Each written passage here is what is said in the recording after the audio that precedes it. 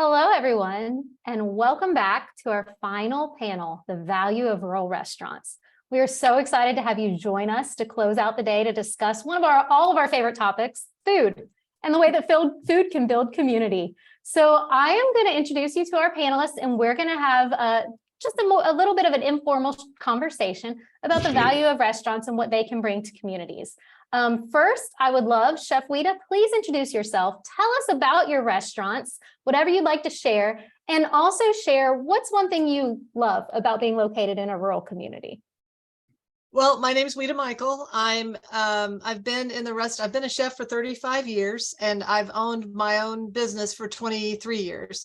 And I have a group of about 8 locations. Not all of them are restaurants. I have a bakery and I have an event space, all in Central Kentucky and Woodford County and Fayette County.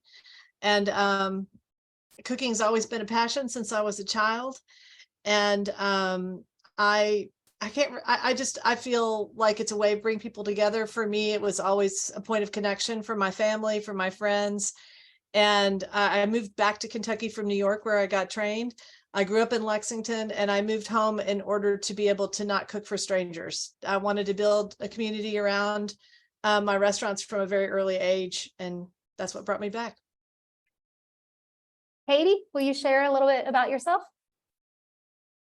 Yeah, thank you. I'm Katie Startzman. I live in Berea, Kentucky, and I own basically 2 restaurant concepts in one building. And I'm a Berea College graduate who never moved away from Berea. And I am brought to this line of work because I have such fond memories of our family visiting locally owned mom and pop businesses and restaurants. And truly, that's what drew my husband and I to want to start a restaurant. I don't have formal background in this field, but I'm very grateful to be doing this. And our restaurant is located right on the main street in our little town. Thank you. And Kristin? Thanks, Melissa. I'm Kristin Smith. I'm the owner and chef of the Wrigley Appalachian Eatery in Corbin, Kentucky. I'm also a farmer in Wrigley County, and that's kind of where I got my start, is at the farmer's market, as my grandfather called peddling beef and pork. But I moved back after grad school, being in San Francisco, and I just saw the magic that local foods sparked in the Bay Area, and it was electric. And when I moved back home, I just thought, why isn't this happening in my community?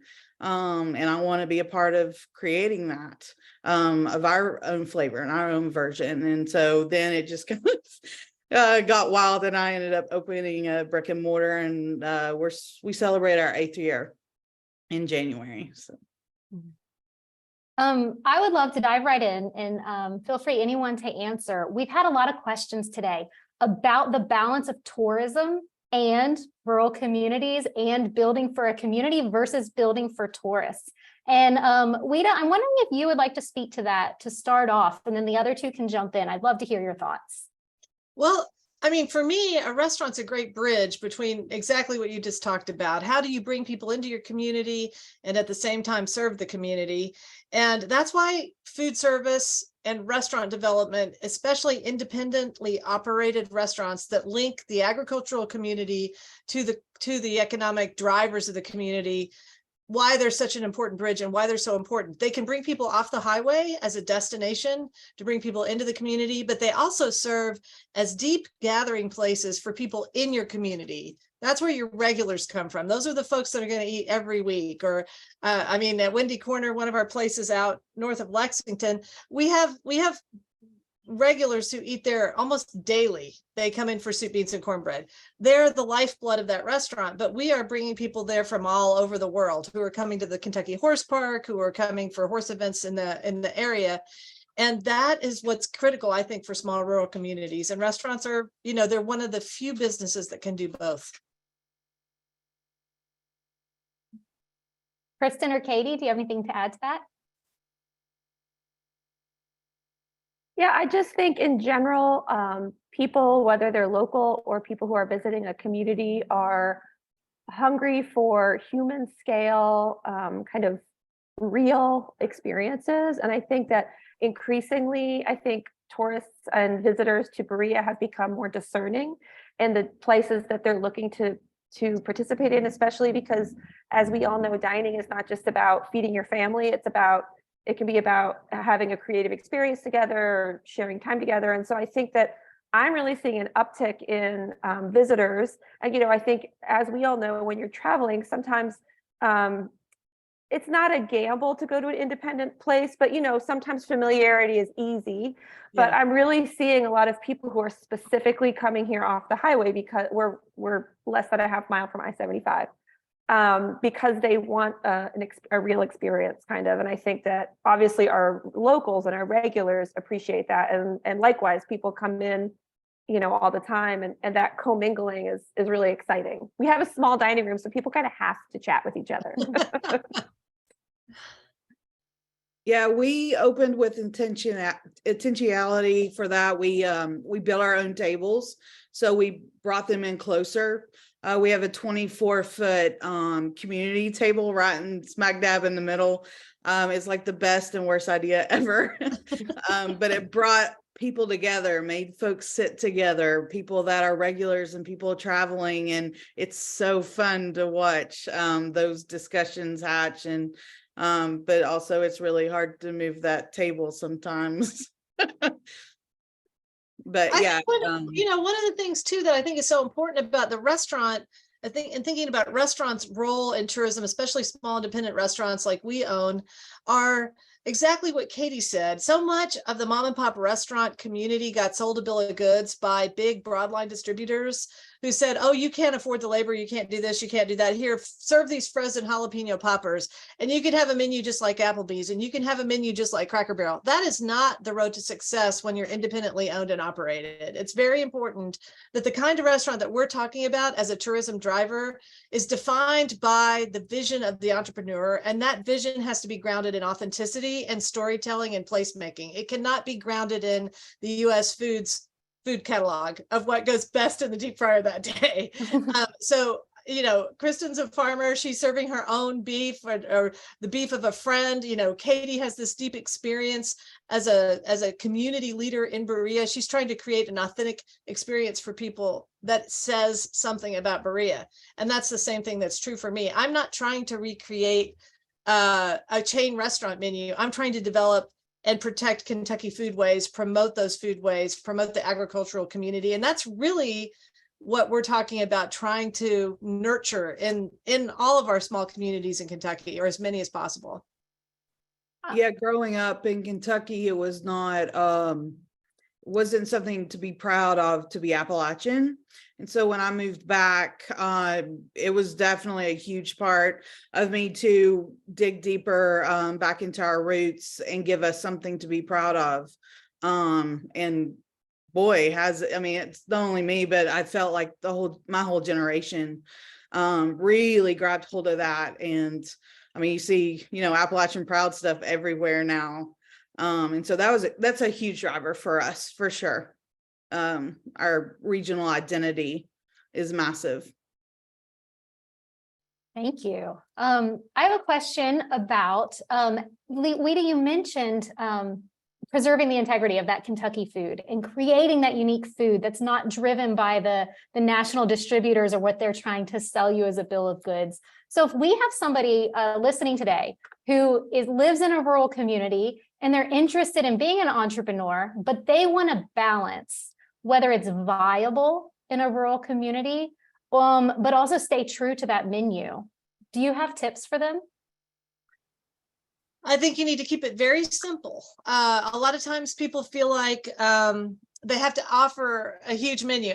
Katie's menu at Native Bagel, right? That was a very simple menu when you started, Katie. And it still probably is today, but everything made from scratch, everything, delicious. Top 10 bagel shops in the United States. Is that what it was? That was the big thing. That was, I don't remember, something yeah, great. but it was like incredible. This bagel shop in Berea got this big New York Times or whatever, mentioned that it was one of the top bagel shops in America. And how did she get to that point? From this perspective, is through adherence to proper technique and authentic expression of who she is. And so you don't have to have 10 appetizers. You can pick 2. You can make a great pimento cheese. You can have the best pimento cheese in 25 miles, and you're going to bring people from everywhere if you get the right amount of PR around that pimento cheese by just focusing on what you can do really, really well and not worrying about buying a lot of processed frozen food. And that's why sticking to a simple menu is really important, and having a great menu mix, and focusing on those things that you can get inside of your community so you can be an economic driver for other entrepreneurs in your community. So if there is a farmer that, like Kristin was talking about, and please, you guys jump in. This is, I will talk too much otherwise. But if there's a farmer who's a cattle farmer, you're supporting their ground beef by using their ground beef in your hamburgers. Or if it's a chili parlor that you want to open, you're making your chili with a family recipe or a regional recipe that you love and local ground beef. And that's what makes it part of your food culture. If you don't do that, you're not really connected to your food culture. Yeah, and I'll add, oh, sorry, go ahead, Kristin. No, go ahead. Okay, so I'll add, I agree. And I think that, I didn't mention this, but I started my business in my garage. I built a commercial kitchen and I sold bagels originally at the farmer's market and cultivated a lot of relationships with suppliers and farmers. And I think that that is what really led my values and when I was creating the restaurant. And one thing I think that can be so easy, I'm 7 years in now, which is a baby compared to both of you two, but the creep and the ease in the value creep. And so I think, like, for me, the meats and the eggs are non-negotiables because that's something I can get all year round. And it's raised less than a mile from me. And so there's no reason for me to purchase anything else. And I think that when you're creating a restaurant concept, looking at those, what can you get first? And then how much is it going to cost? And kind of building your menu around that instead of the other way around, because that can be so challenging. Because I joke with my husband that, like, really, I should have started a biscuit shop, not a bagel shop, because you can't get high gluten flour that's local in Kentucky. It doesn't grow here. It grows in Montana, where my brother lives. And so, you can get soft wheat here. Anyway, so I've learned a lot about not being too rigid about sourcing, but just identifying the key menu ingredients that are really important and, like, just not negotiating on that. I heard a wise man that was the owner of a Fortune 500 and helped several restaurants open. He said restaurant success is based on 3 things: ambiance, service, and product. If you do 2 of those 3 things, you're going to be good. If you do 3 of those 3 things, you're golden. And I think that is true in my business. We swing for the fence, so we're going for all 3. We have 15 to 16 items on the menu. That's it. But we make almost everything by scratch. We also started at the farmers market, like we said, and farmers markets are amazing incubators for businesses to test their product, to build their brand, to build their customer base. That was exactly what it was for us. And I would say, the customer isn't always right, but the customer can help lead you.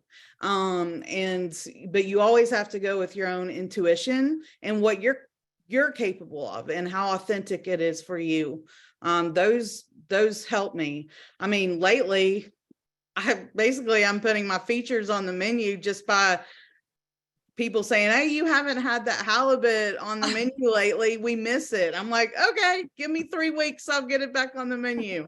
I mean, it's fun to do it that way. I like them to be excited about my menu and to have these memories. And yeah, I don't know where I was going with that, but well, it sounds like, Kristin and Katie, you both mentioned that you got your start at the farmers market.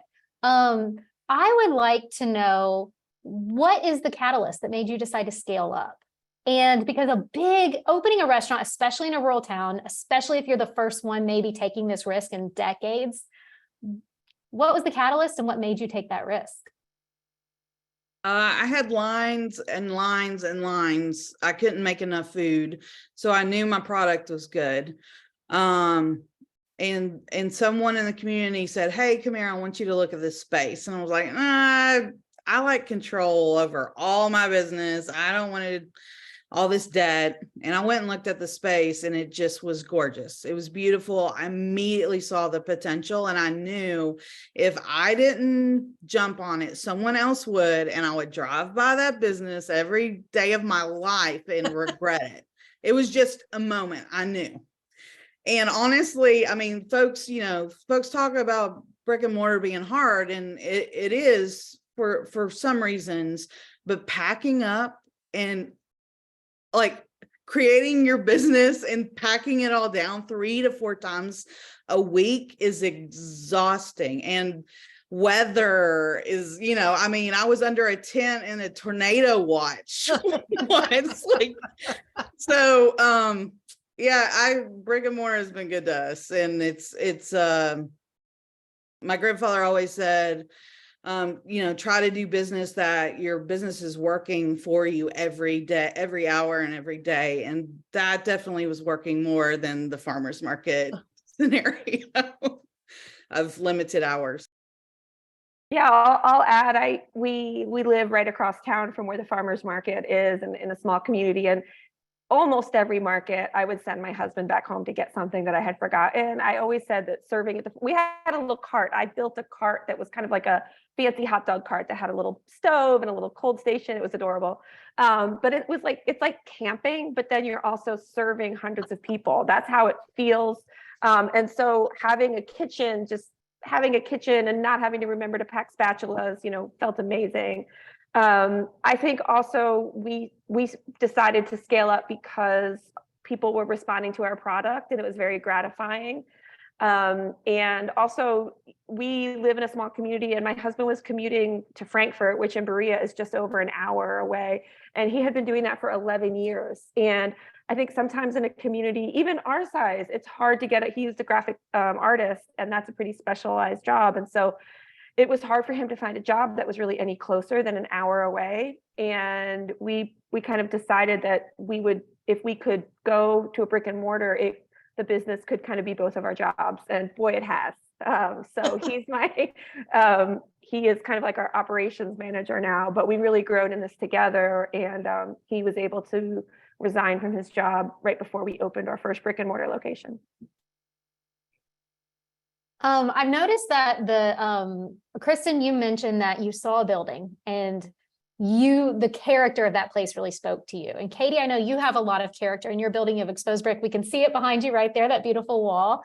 Ouita, did the building itself make a decision for you to open your restaurant? Yeah, they say location for restaurants, and I have a different philosophy about that. I'm looking for beauty and authenticity, not just traffic counts. So, in fact, I never look for traffic counts. When we opened Wallace Station on Old Frankfurt Pike here in Woodford County, which is now a National Scenic Byway, everybody thought we were insane because the horse farms that are neighboring, hundreds of people work on a horse farm, but they're invisible. You just see green space. You don't really see a big factory with all kinds of employees. So it was all about that building. Walked into the building, just like Kristin said, I'm sure similar to what Katie experienced, walked into the Wallace Station building, and we really weren't interested in opening another restaurant. Didn't feel like we could, but then got in there and couldn't say no. Same with the Holly Hill Inn. I came to the Holly Hill Inn. The Holly Hill Inn is operated for more than 40 years continuously, and we've operated it for 22. But I was first at the Holly Hill Inn for my bridal shower 30 years ago this year. I know. And so when we had, so I fell in love with it. It needed a lot of work, but and through just happenstance, the owners came to another restaurant that I was operating, and we connected. And so when they were ready to sell, they called us first. And that's how we found the Holly Hill Inn. But I looked at it for a long time because it was on a 10-acre lot. inside the city limits of Midway, and Midway was wet. At that time, we couldn't serve spirits, but we could serve wine and beer, and my husband loves wine, so I knew we had to have, wine was a non-negotiable. No, neither one of us cared about bourbon that much. I know that's a sin to say, but wine was a non-negotiable, especially for a multi-course concept, which is what we wanted to start. So yes, it was all about the building. Still is for me. A lot of it is about the building space and whether it has charm, whether, you know, I like old spaces the best. Most of our old spaces, at least in Kentucky, but in mostly rural communities, are located in downtowns. And one of the challenges our rural communities face is that a lot of them close down by 5 p.m. You know, they're a 9 to 5 town and they're closed on weekends. So are there business challenges that you've experienced there? Have you been able to stay open late in kind of a space where there aren't things? Can you speak to that topic? I stay open, yes, because you know, one of the things that I think if you're going to go into business, and I know the younger generation may not like this, but you know, there are sacrifices that you have to make, and you're not opening the business for your own life convenience. You won't probably make it. I mean, you may or may not, but if you open a breakfast lunch place, you better be in there at 4 a.m. prepared. And I am a morning person, but I'm not that early of a morning person. But no, I've always loved working at night. And the nice thing about being in a rural community as a restaurateur, and Kristin and Katie, you guys may have similar experiences. It's not as late night as an urban environment, which can be really late. And I came out of a New York City experience where I was getting home at 1 a.m. You know, restaurants were open very late. New Yorkers typically eat very late. Their rush is at 9. Well, I'm all closed up and home by 9, you know, but I still get to be open for dinner and all that kind of thing. So yes, I mean, that's a really important aspect of creating a vibrant downtown. And I think if you took a look at Midway, when we first came to Midway, the local bank would not loan us on the Holly Hill Inn. All the restaurants were closed. Half the town, half the street, half the main street in Midway was condemned. There were 4 properties that were actually condemned. And now Midway is thriving. It has more restaurant seats than it has citizens. And we weren't the first. Holly Hill Inn, as I said, existed, and it operated through the time that we took over. So I'm just saying that, like, that mix, that can change. You can change things. It's 22 years later, and I didn't change it by myself. I didn't change it at all. I just started doing my thing, and other people started seeing it and then started doing their thing. And then it became like a little bit of a snowball. But you do have to it's still a struggle in Midway. The restaurant seats are open late. The retail closes early. It's still a struggle, but it's a vibrant downtown. And that's what we're trying to create. And they are open on Saturdays. So our retail community is coming along with us, and they're dynamic, and they're changing, and they're authentic. And so I don't think you can ask for much more. Kristin, your restaurant was one of the first to go in after a significant wet dry vote. And for the viewers from other states who maybe don't experience this the way we do in Kentucky, there's a wet dry vote where some counties have no alcohol sales whatsoever. And then there's gradient phases in between that of, like, I don't know, there's moist and there's damp, and there's all these phases where you can either sell by the drink, or you can only sell if it's a historic property. Or in a lot of our communities, you can sell alcohol, but there's a high ratio of food sales versus your alcohol sales that you have to abide by. So Kristin, you took that risk in your downtown. Can you talk to us about being the first restaurant to do that in a downtown setting, and how you started being open only a couple days a week, right? And then you phased up over the years. Tell us about that. Yes. We didn't know what we were doing. So we had a month-long soft opening. And also it's important to say it took us almost a year to build out. It was an empty space, beautiful brick walls, high ceilings, but no kitchen, no seating. So, and again, there was 3 partners when we opened, and we didn't know what we were doing. It took us probably longer than most people. But we were also dealing with asbestos and, you know, all the traditional old building kind of stuff. And we had a budget of $80,000. That's it. To open an entire restaurant. Yeah. Okay. Yeah.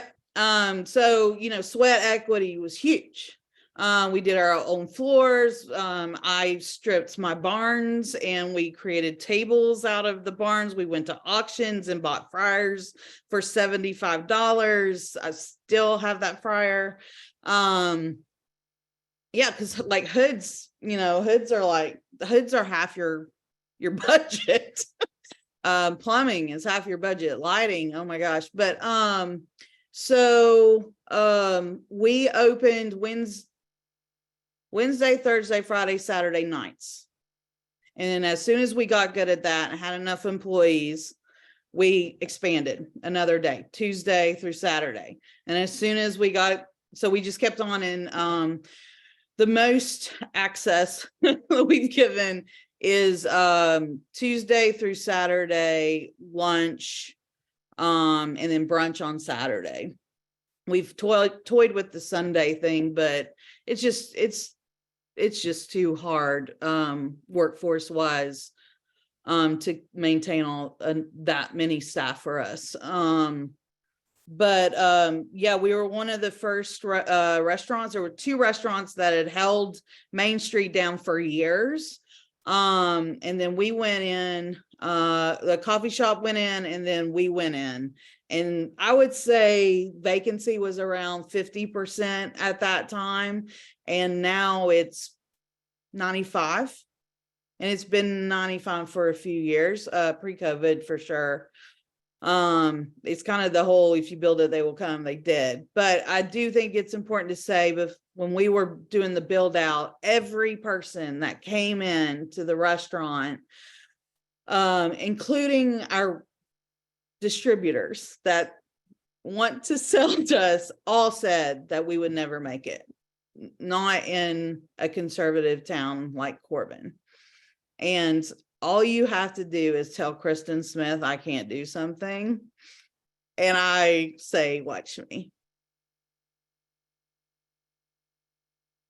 Katie, I'd like to hear from you because you're located in a community called Old Town, right? So there's a heritage element there. Can you tell us a little bit about that and kind of building that entertainment district around your block? Sure. Similarly to Kristin, we are located right in our downtown district. And also there was a lot of vacancy up here. I don't know if it's the same for some of your other small communities, but in our town, almost every commercial property is owned by like 1 of 3 families. And so it can be a real hindrance. I'm also on Berea City Council, so I think a lot about economic development on a larger scale. But it can be a real hindrance to commercial development when folks are independently wealthy and they don't need to rent or sell their properties. And so the block just behind me where I'm sitting, basically was almost all owned by the same family and was all vacant, and the buildings were just on the verge of being condemned. And so I'm very grateful that in the last 2-3 years, some investors have been purchasing them and renovating them and renting them. And so that feels very encouraging. And then also, we have not new, they've been there for like 3 years, but it feels new still.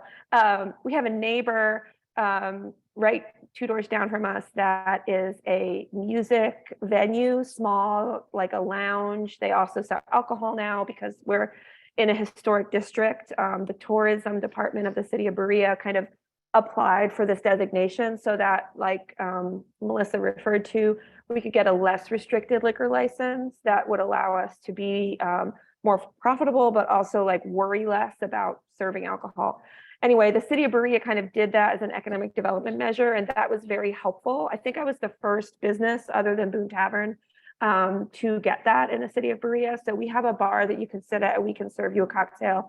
So it's pretty fun. I think actually the tavern doesn't even really have a bar. So we were pretty new, in Berea to have an actual bar you can sit at. But being a part of that district also means that the city has done like some overlays with parking. So, parking is something that probably comes up in a lot of communities. I know it does when I talk to my peers in other communities who own restaurants or people who want to start businesses. And I think it's easy to blame parking as a reason why people shouldn't have their businesses in downtown districts. But I really feel kind of like what both Ouita and Kristin have alluded to, that if we're building restaurants that are something that you just can't miss, you have to go to, people will be willing to hoof it a little bit. And that, you know, I'm not really a destination, not as much as Wallace Station, but in some ways, you know, people have to come here deliberately and find a parking place, and they'll figure it out basically. And we all do, right? When there are special restaurants that we want to go to. And so I think kind of disproving the parking, I don't know if it's a myth, but it feels like an easy thing to point to. And so now we have this music venue right down the block from us. And then another door down is our Arts Council that also has a lot of events on Thursday, Friday, and Saturday nights. So like y'all, there's like a little scene up here in Berea on our little block.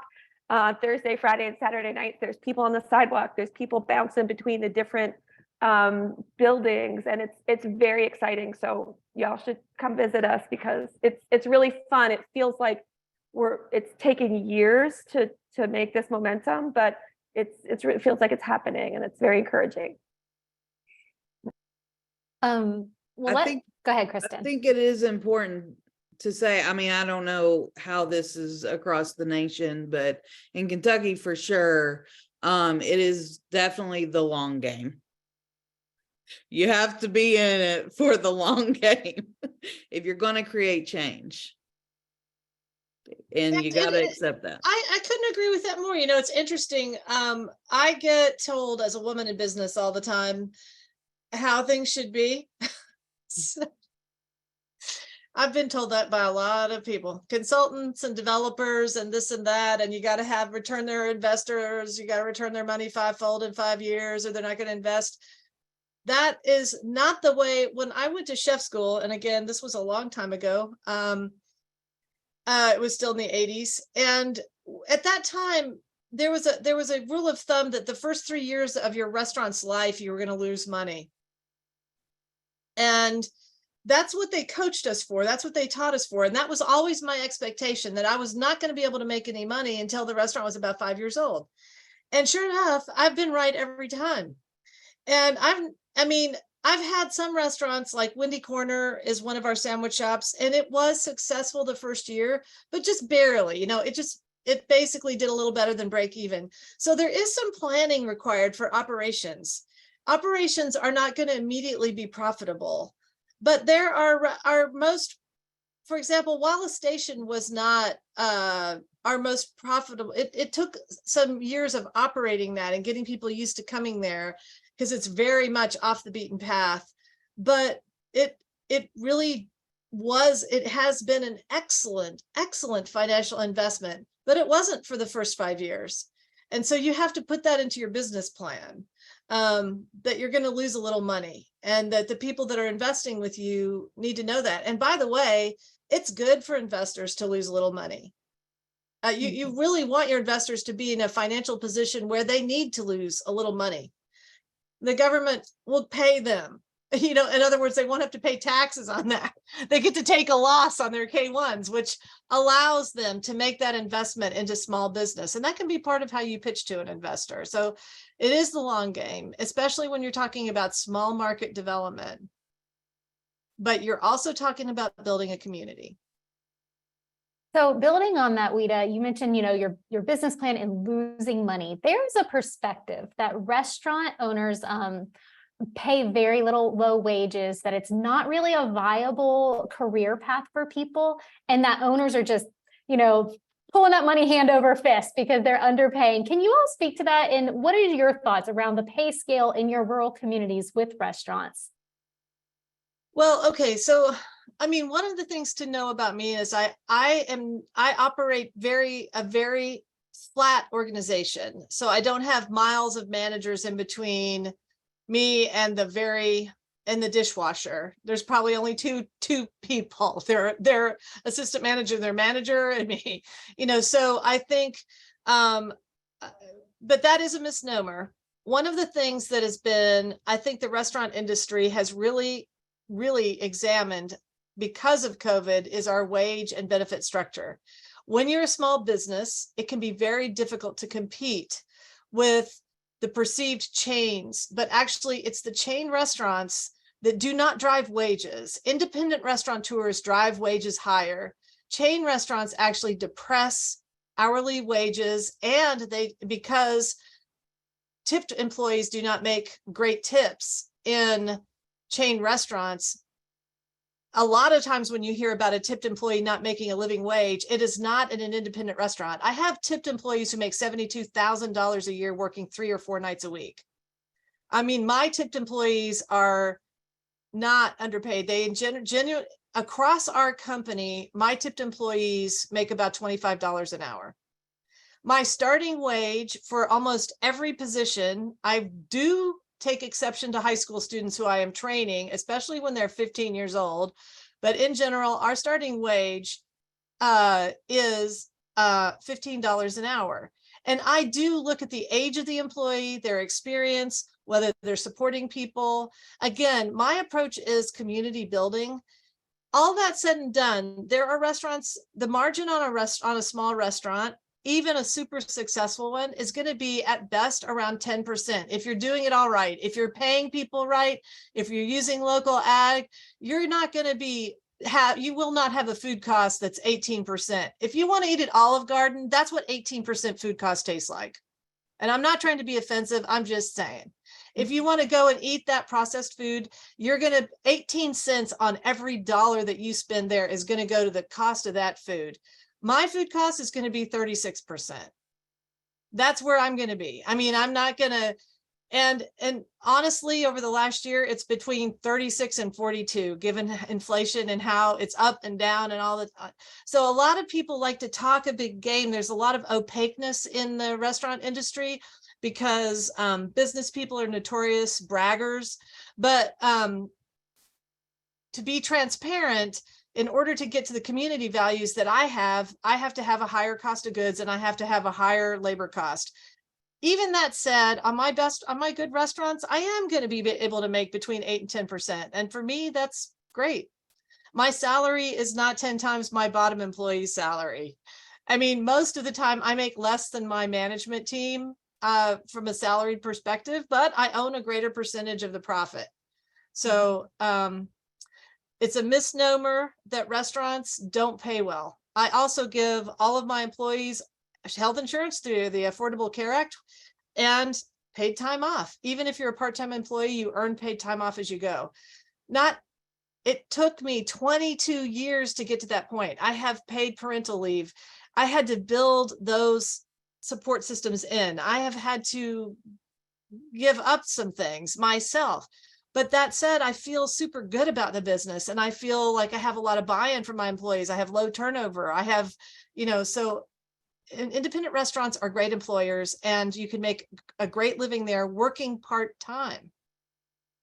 So I appreciate you asking that question because I'm tired of being cast as a bad employee and I'm tired of officials not giving the service industry the credit that they deserve for job creation. I pay more than the average teacher in Kentucky makes.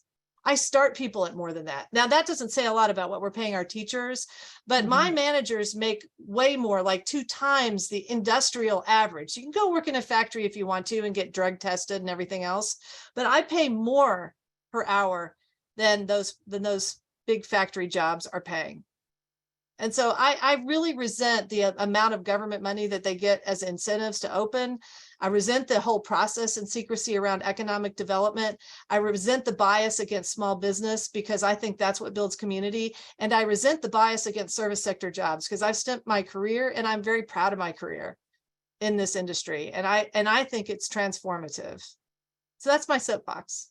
That was an excellent soapbox. Thank you so much. Because I do believe, yes, Katie, go ahead. Oh, go ahead. No, go ahead, Melissa. No, I want to say, I do believe, especially in our rural communities, working at that rural, nice local restaurant that builds that community pride and that civic pride and that community identity is a valid, well-respected, loved job. I mean, even people who watched the show Cheers growing up, that concept of that communal gathering space, I think there is a huge disconnect between our leadership and the civic leaders and their perspective on working at that local restaurant and the actual local community members' perspective. Katie, did you have something specific?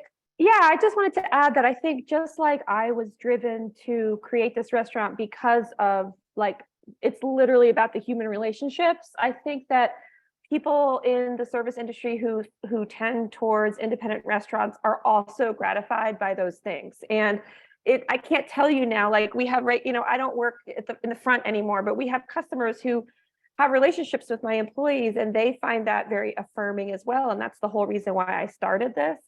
And so that's really cool. And then I did just want to add one thing to what Ouita was saying. So for folks who aren't aware of the QuickBooks of our, we talk about labor and cost of goods sold and then our overhead and everything else. And I have found that one of the benefits of being a restaurant in a small town is that my overhead is less. My food cost is more because of the values that I have and the way we choose to source.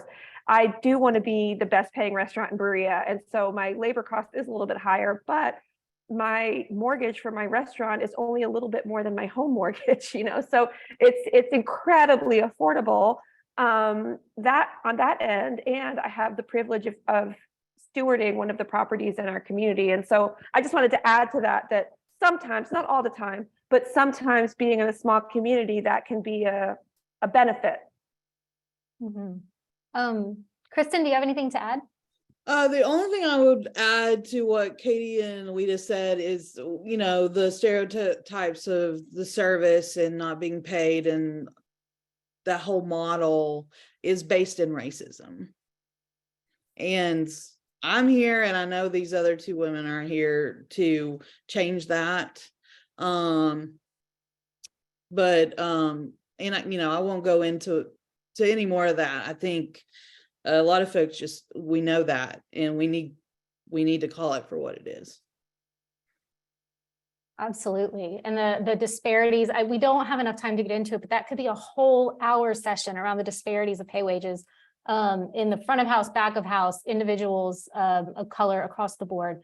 Thank you for making that comment. I do have one final question before we have to wrap it up. And what I would like to know is, what if these communities wanted to attract you? They have a downtown, they have 3 spaces vacant. The character is great, but they want to attract that small rural restaurant. What is the tipping point for you? What would be the hook to get you there?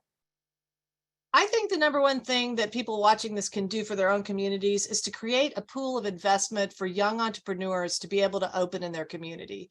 We have these investment groups around tech, around other, and let them make a pitch. I mean, what young people need is access to capital. Solve that problem, you have your restaurant.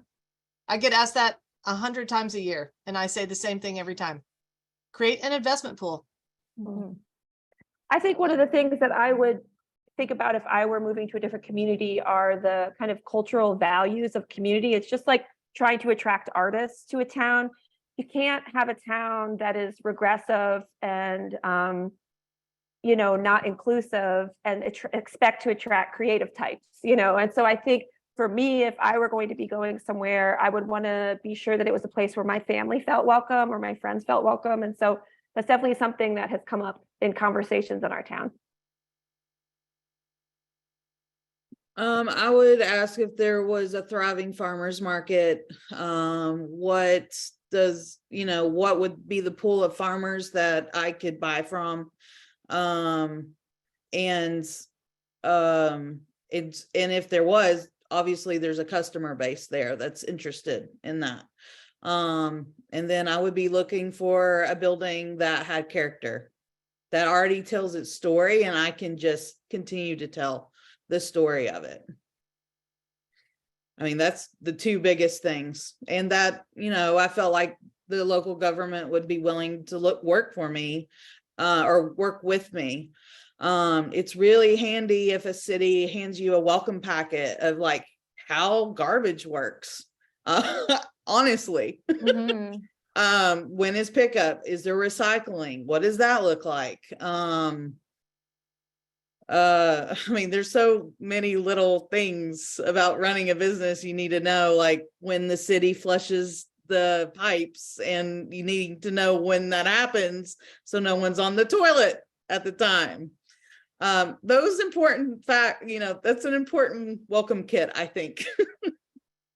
I feel like if we had more time, there would be a detailed story there that we probably don't want to highlight. But okay, so that's really good advice that our communities, for the tourism directors on the call, or people in leadership in communities, are active on city council, going ahead and putting together that packet that could entice a restaurant so they know walking in what they have to work with. We're at the end of our time. I appreciate you all so much. You made this session go so quickly. And I think, Ouita, just so you know, my team sent me that while you were giving your soap opera, there's several people in the chat who say they want to come work for you. Yes, speak it. We love this soapbox. So I think you were in good company with those feelings of making that speech. Everyone really appreciated it. And also they appreciated that you all were so transparent in talking about the challenges you face, as well as the pay structure in your restaurants and the values that you hold. So thank you all so much for joining us. We really appreciate it. We've shared your restaurant websites with the folks attending the conference today.